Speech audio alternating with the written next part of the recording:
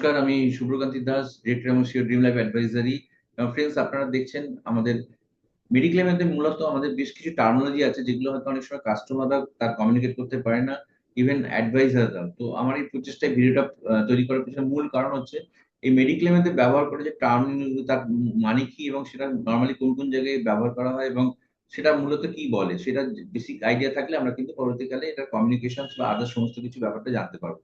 তো আমি খুব ছোট্ট সহজ ভাষায় এটাকে আমি জেনে নিই যে এর কি টার্মিনোলজি গুলো আছে। তো আমি এটা একটা শেয়ারিং পিপিটির মাধ্যমে দেখার চেষ্টা করছি।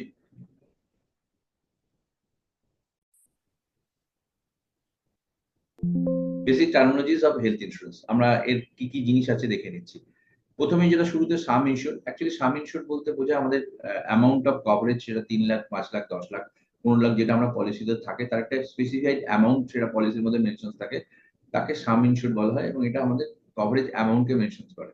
এরপরের যে পার্টটা আছে সেটা হচ্ছে no claim bonus. No claim বোনাসের ক্ষেত্রে বিভিন্ন কোম্পানির ক্ষেত্রে বিভিন্ন তার রুলস আছে। যেমন নো ক্লেমের ক্ষেত্রে কোনো কোনো কোম্পানিতে 50% করে 2 বছরে 100%, কোনো কোনো কোম্পানিতে 25% 4 বছরে 100%, কোনো কোনো কোম্পানিতে 50%, 10% করে নেক্সট 10 বছরতে 100% বা 50% বোনাস যোগ হয়। তো এটা বিভিন্ন কোম্পানির বিভিন্ন নো ক্লেম বোনাসে আলাদা রেঞ্জ আছে।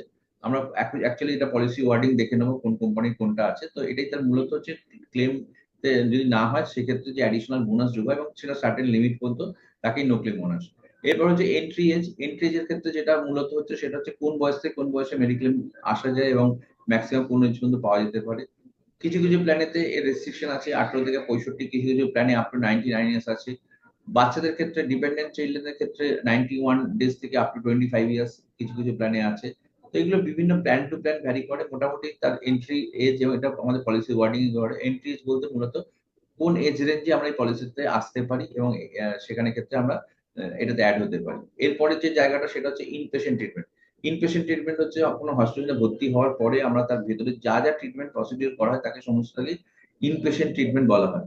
এক্ষেত্রে আমাদের ডক্টর ফিস, ওষুধের বিল, মেডিসিনস এবং যা যা ডায়াগনস্টিক্স এখানে আফটার ভর্তি যা যা হয় সমস্তটাই ইনপেশেন্ট পেশেন্টের মধ্যে পড়ে, ট্রিটমেন্টের মধ্যে পড়ে এবং পুরোটাই আমাদের মেডিক্লেম এর আয়তায় আসে এবং এটা খরচাটা আমরা এখান থেকে পেতে পারি।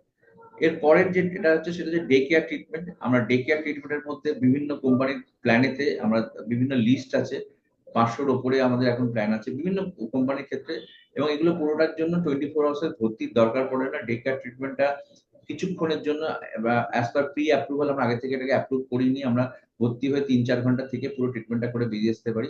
তার জন্য আমাদের 24 ঘন্টা হসপিটালের কোনো দরকার পড়ে না। এটাই হচ্ছে ডে কেয়ার ট্রিটমেন্ট। এবং আমরা দেখে নিতে হবে যে লিস্টের মধ্যে যে ডে কেয়ার ট্রিটমেন্টের মধ্যে কোন কোন প্ল্যান গুলো আছে বিফোর অ্যাডিং নিজেকে আমাকে এই ট্রিটমেন্টটা নেওয়ার আগে। এরপরে হচ্ছে আউট পেশেন্ট ট্রিটমেন্ট, ওপিডি যেটাকে বলে বা ওপিডি। এখানে ক্ষেত্রে আউট পেশেন্ট ট্রিটমেন্ট হচ্ছে এমন কিছু জিনিস যেটা আমরা হসপিটালে না করে আমাদের দরকার পড়ে না, সেক্ষেত্রে যদি আমরা কোনো ডাক্তার দেখাই, ওষুধপত্র কিনতে হবে, কোনো টেস্ট করা হয়, তাকে ওপিডির মধ্যে পড়ে। কিছু প্ল্যানে এই ওপিডি ইনক্লুড করা আছে, কিছু কিছু প্ল্যানে ওপিডি ইনক্লুড করা নেই, এবং সেখানে ক্ষেত্রে যেখানে ইনক্লুড করা আছে সেখানে কিছু স্পেসিফিক রেস্ট্রিকশন সাবলিমিট থাকে যে এই অ্যামাউন্ট পর্যন্ত পাওয়া যাবে। তো বিফোর টেকিং ইন এর পলিসি অবশ্যই দেখে নেওয়া উচিত যেখানে ওপিডি ট্রিটমেন্ট কি বেনিফিট আছে এবং কতটা পর্যন্ত লিমিট আছে বিফোর রেফারিং এনিবডি।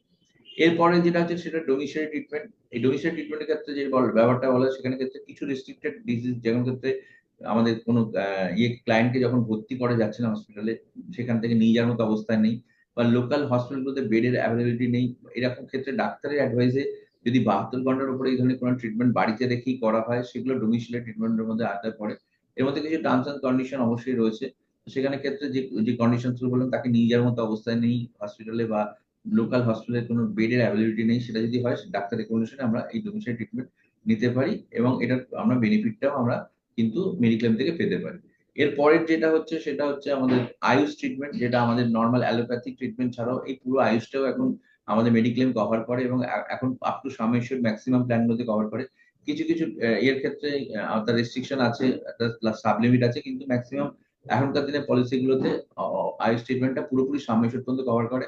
এবং এটার জন্য আমরা রেফার করবো অবশ্যই পলিসি নেওয়ার আগে আমাদের পলিসি ওয়ার্ডিং দেখে নেবেন যে আয়ুষ ট্রিটমেন্টের কতটা পর্যন্ত কভার করে। এখানে আয়ুর্বেদিক, ওয়াইতে যোগা, ইউতে ইউনানি, এসে সিদ্ধা, এই যে হোমিওপ্যাথি, অর্থাৎ এই 5 রকমের চিকিৎসা কিন্তু আমাদের এখানে ক্ষেত্রে যদি অ্যাডমিশন হয় তার ট্রিটমেন্ট হয় সেটাও কিন্তু আমাদের পাওয়া যায় আপ টু সামেশ্বর।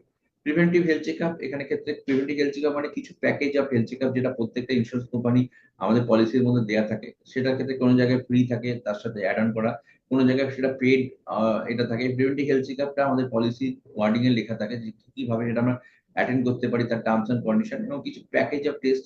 কোনো জায়গায় এটা আগে খরচা করে তারপরে রিইম্বার্সমেন্টের জন্য জমা করা হয় কোনো কোম্পানির ক্ষেত্রে, কোনো জায়গায় এটা ইনবিল্ট থাকে এবং সেটা তাদের টাই আপ যে নার্সিং হোম বা হসপিটাল বা ডায়াগনোসিস সেন্টার থাকে, তো সেখানেতে এই চেকআপ গুলো করতে হয় ক্যাশলেস প্রসেসে এবং এটা অ্যাপের মাধ্যমে বুক করে আমরা এগুলোকে করতে পারি।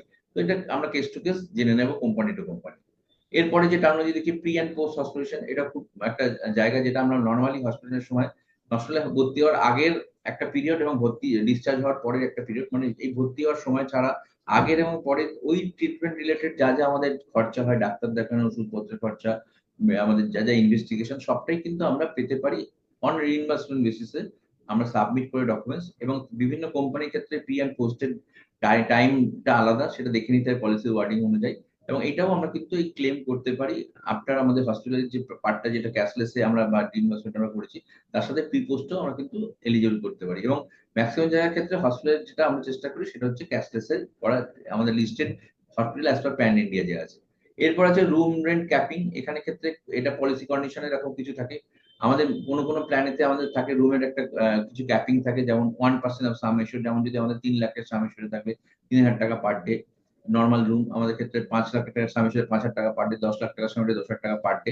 আবার কিছু প্ল্যানেতে যেটা থাকে অ্যাকচুয়াল, মানে আমার সাম এশিওর 5 লাখ বা 10 লাখ যাই হোক না কেন, আমি কিন্তু সিঙ্গেল স্ট্যান্ডার্ড রুম আমরা এখানে পেতে পারি। সেটা হচ্ছে আমাদের রুমের ক্ষেত্রে। আমাদের আইসিইউর ক্ষেত্রে এরকম তার ক্যাপিং থাকে 2% অফ সাম এশিওর কোনো প্ল্যানে, আবার কোনো ক্ষেত্রে এটা অ্যাকচুয়াল পাওয়া যেতে পারে।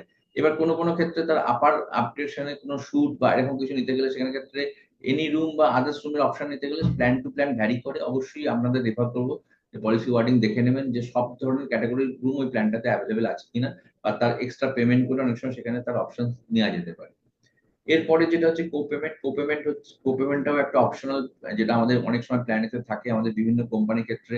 এটা প্রিমিয়ামটাকে মডিফাই করার জন্য রেখেছে, বা অনেক সময় দেখা যায় যে যাদের 60 বছরের উপরে বয়স হচ্ছে সেখানে ক্ষেত্রে দেখা যায় যে একটা 80-20 এরকম একটা ভাগ করা থাকে, 80% কোম্পানি পে করবে, 20% নিজেকে পে করতে হবে। এবং অনেক সময় অনেক কোম্পানিতে এটা ওয়েভারেরও অপশন আছে, এক্সট্রা প্রিমিয়াম দিয়ে সেটাকে ওয়েভও করা যায়। এই কোপেমেন্টটা আমাদের এখানে ক্ষেত্রে কিন্তু মানে ডিপেন্ড করছে যে আমাদের কোন প্ল্যান ওয়াইজ হবে। এবং কোনো প্ল্যানেতে 60-এর নিচে তো কোনো প্ল্যানেতে এরকম কোপেমেন্ট অপশন এলিজিবল আছে, প্ল্যান টু প্ল্যান এটা ভ্যারি করে। পলিসি ওয়ার্ডিং দেখে নাও, কোপেমেন্ট কথার একটাই মানে হচ্ছে যে যার টোটাল পেমেন্ট হচ্ছে তার একটা পার্ট কোম্পানি পে করবে, বাকি একটা পার্ট কাস্টমারকে পে করতে হবে। That is call copayment. এরপরে হচ্ছে ডিজিজ ওয়াইজ সাবলিমিট, এটাও একটা খুব ব্যাপার যেটা অবশ্যই দেখে নিতে হবে আমরা কোনো প্ল্যান নেওয়ার আগে। কোনো কোম্পানির এরকম ভাবে দেওয়া আছে, যেমন ক্যাটারাক্ট বা আদার্স কোনো সার্জারি ক্ষেত্রে সেখানে তার পলিসিতে ওয়ার্ডিং এতে এরকম একটা ভাগ দেওয়া থাকে যে এই অ্যামাউন্ট পাওয়া যাবে এই সাম ইন্স্যুরেন্স ওয়াইজ। বা এরকম আমাদের পিএসসি এর ক্ষেত্রে আমাদের নর্মাল যেগুলো গভর্নমেন্টের company, new Indian national oriental এবং ইউনাইটেড ইন্ডিয়াদের ক্ষেত্রে দেখা যাচ্ছে আমাদের পিপিএন কনসেপ্ট হচ্ছে, মানে এদের হসপিটালের সাথে টাই আপে থাকে এবং সেখানে একটা প্যাকেজ করা থাকে যে পার্টিকুলার ওই ডিসের জন্য এত টাকাই ওটা অ্যালোটেড করা আছে, তার বেশি পাওয়া যাবে না অ্যাজ পার সাম ইস্যুর। তো এটাও আমাদের জেনে নিতে হবে বিপরীত, নাহলে কিন্তু এক্সট্রা পয়সাটা আমাদের নিজেদেরকে পে করতে হতে পারে। জিওগ্রাফিক্যাল সাবলিমিটও কিছু প্ল্যানের ক্ষেত্রে দেখা যায় আমাদের, যেটার ক্ষেত্রে আমাদের যদি দেখা যায় যে আমাদের কিছু জায়গায় খরচা অনেক বেশি, যেমন দিল্লি, নয়ডা, মুম্বাই, গ্রেটার নয়ডা এরকম জায়গাতে, সেখানটা আমাদের ধরা হয় জোন ওয়াইজ ধরা হয়, জোন 1 ধরা হয়। এছাড়া রেস্ট অফ ইন্ডিয়াতে এরকম ভাবে বিভিন্ন কোম্পানির জোন 1, জোন 2, জোন 3, জোন 4 বা রেস্ট অফ ইন্ডিয়া এইভাবে আছে। তো এই জিওগ্রাফিক্যাল সাবলিমিট অনুযায়ী কোনো কোম্পানির ক্ষেত্রে কোনো প্ল্যানেতে যেখানেই আমি পলিসি নিই না কেন সেটা আমার অ্যাজ পার অ্যাড্রেস হবে, কিন্তু আমি যেখানে ট্রিটমেন্ট না করে পুরো টাকাটাই পাওয়া যাবে। আবার কোনো কোম্পানির ক্ষেত্রে আমি যেখানে আছি সেখানকার প্রিমিয়াম দেবো, আমি সেখানে হলে পুরো ক্লেম পাবো। কিন্তু যদি আমি আপার জোনেতে যাই, মানে যদি সাপোজ এক্সাম্পল দিচ্ছি আমি কলকাতায় আছি, আমি কলকাতাতে জোন 3, এবার আমি যখন আমি জোন 1 বা জোন 2 মানে আমি দিল্লি, নয়ডা বা গ্রেটার নয়ডা বা এরকম জায়গায় কোথাও ট্রিটমেন্ট করছি, সেখানে জোন 1 সেখানে ক্ষেত্রে আমাকে 20% কোপেমেন্ট দিতে হবে। তো এগুলো কিছু আমাদের জিওগ্রাফিক্যাল সাবলিমিট আছে। প্ল্যান অবশ্যই নেওয়ার আগে দেখে নেবেন যে সেই প্ল্যানেতে আপনাদের এই সমস্ত অপশনস আছে কিনা। এরপরে যেটা আরেকটা খুব ইম্পর্টেন্ট জিনিস আজকের দিনে খুব popular, that is global cover.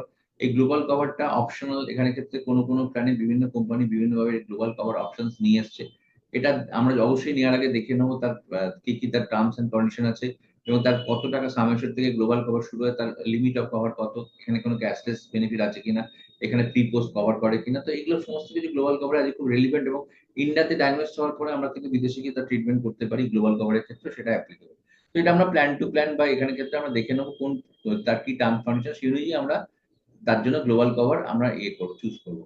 এরপরে যে জায়গাটা টার্ম হয় সেটা হচ্ছে প্রি এক্সিস্টিং ডিজিজ, মানে হচ্ছে আমাদের যখন কোনো একটা মেডিকেল পলিসি নিচ্ছি সেখানে ক্ষেত্রে পলিসিটা নেওয়ার সময় আমাদের আগে থেকে কোনো যদি অসুখ অলরেডি থেকে থাকে, যেমন কারোর লাইফস্টাইল ডিজিজ যেমন ডায়াবেটিক, হাইপার টেনশন বা এছাড়া সমস্ত যে কোনো যদি রোগ থেকে থাকে, সেক্ষেত্রে আমরা কিন্তু প্ল্যানটা নিতে পারি। এবং সেখানে ক্ষেত্রে এই প্রি এক্সিস্টিং ডিজিজের আজকের দিনে দাঁড়িয়ে আইআরডিএ অনুযায়ী প্রায় 3 বছর মানে 36 মাসের একটা ওয়েটিং পিরিয়ড থাকে এই প্রি এক্সিস্টিং ডিজিজ রিলেটেড ব্যাপারগুলোতে। তবে বেশ কিছু কোম্পানি এখনকার দিনে প্ল্যান নিয়ে এসেছে যেখানে ক্ষেত্রে অ্যাডিশনাল পেমেন্টের মাধ্যমে, রাইডারের মাধ্যমে কিন্তু এই প্রি এক্সিস্টিং ডিজিজের যে টাইমটা তার ওয়েভারও এখানে করার অপশন আজকের দিনে এসে গেছে। এছাড়া প্রি প্ল্যান ডিসিজের ক্ষেত্রে আমরা কিছু ডিসিজ আছে যেগুলোর ক্ষেত্রে 24 মাসের মধ্যে মানে 2 বছরের মধ্যে থাকে, যেগুলোতে যেমন ক্যাটারাক্ট, হার্নিয়া, নি রিপ্লেসমেন্ট, এই সমস্ত ক্ষেত্রে কিন্তু এটা প্রথম পলিসি নেওয়ার প্রথম 2 বছরের ক্ষেত্রে এগুলো পাওয়া যায় না। 2 বছর পর থেকে রিলেটেড ট্রিটমেন্ট পাওয়া যায়। তো অবশ্যই পলিসি ওয়ার্ডিং দেখে নেবেন যে প্রি এক্সিস্টিং প্রি প্ল্যান যে ডিসিজ সেগুলো আছে সেগুলোর ক্ষেত্রে আমাদের 2 বছর যে ওয়েটিং সেগুলো কোন কোন ডিসিজ গুলো এর মধ্যে ইনক্লুডেড আছে। এরপরে যেটা আছে ওয়েটিং পিরিয়ড, আমাদের নর্মালি আমি যেটা প্রথমে বলছিলাম, এখানে প্রত্যেকটা পলিসির ক্ষেত্রে যখন আমরা নিই সেখানে ক্ষেত্রে মোটামুটি মূলত 4টে ওয়েটিং পিরিয়ড থাকে। একটা হচ্ছে আমাদের 30 দিনের ওয়েটিং পিরিয়ড, যেটা আমরা পলিসিতে যখন নিচ্ছি সেখানে ক্ষেত্রে normal hospital other than accidental কোনো আমরা কভারেজ পেতে চাই তাহলে সেখানে ক্ষেত্রে 30 দিনের ওয়েটিং আমাদের অ্যাপ্লিকেবল।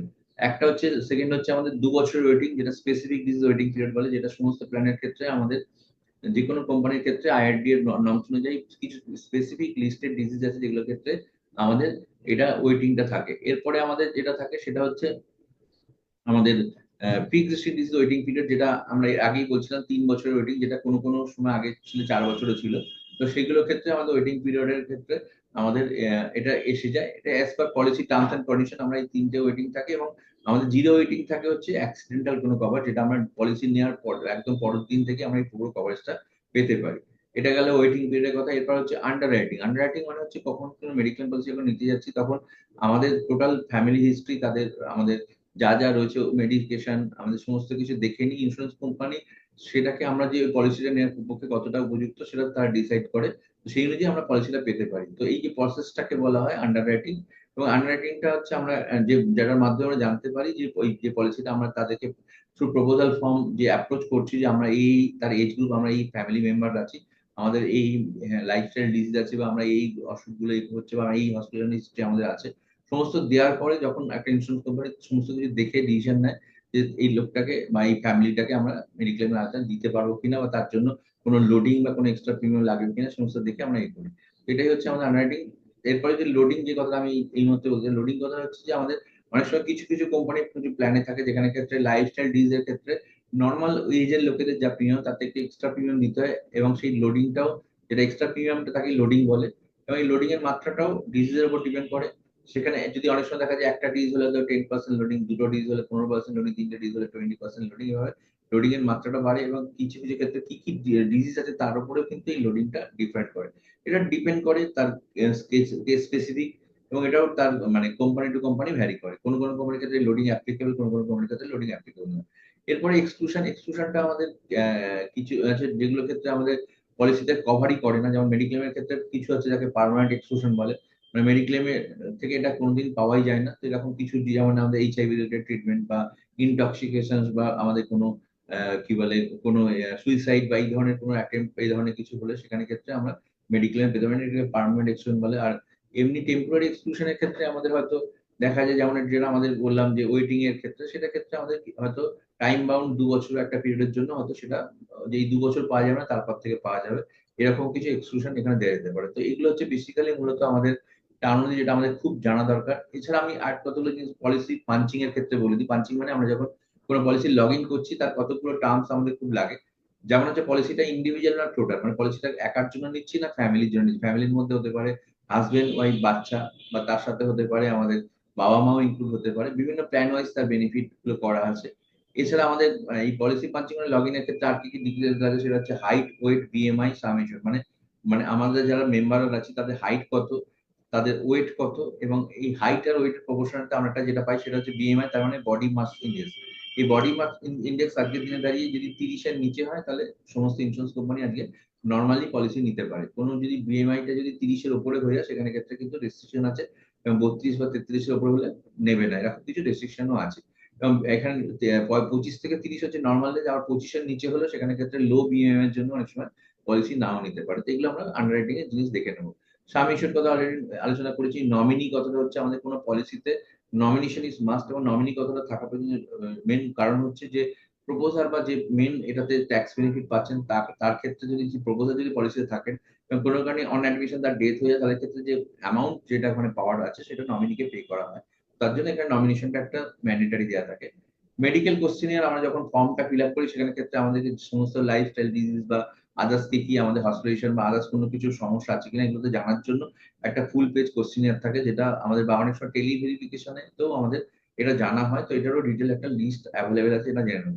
লাইফস্টাইল ডিক্লারেশন যেটা আমাদের জিজ্ঞেস করে মূলত এটা দরকার হচ্ছে আমাদের স্মোকিং বা ড্রিঙ্কিং হ্যাবিটের ক্ষেত্রে যদি একটা নর্মাল লিমিট থাকে, যেমন হয়তো অকেশনালি মাসে একবার বা দুবার 1 থেকে 2 পেগ যদি আমরা ড্রিঙ্কস, বা সিগারেটের ক্ষেত্রে যদি মাসে একটা দুটো বা তিনটে এরকম যদি সিগারেট আমাদের ম্যাক্সিমাম, বা সপ্তাহে একটা বা দুটো, এটা পারমিসেবল লিমিট। কিন্তু যদি কেউ হয়তো 1 প্যাকেট 2 প্যাকেট রেগুলার তাদের স্মোক করে বা রেগুলার 4 পেগ ড্রিঙ্কস করে, সেখানে ক্ষেত্রে কিন্তু তার পলিসি রিজেক্ট হয়ে যাবে। তো এটা একটা লাইফস্টাইল রিলেশনের ব্যাপার আছে। কোডিং হচ্ছে কোন ইন্স্যুরেন্স কোম্পানিতে অলরেডি তার পলিসি আছে, সেটা সেই পলিসিটারই পুরনো তার কন্টিনিউশনটা বেনিফিট রেখে যদি আমরা অন্য কোম্পানি তাকে চেঞ্জ করি তাকে বলে কোডিং।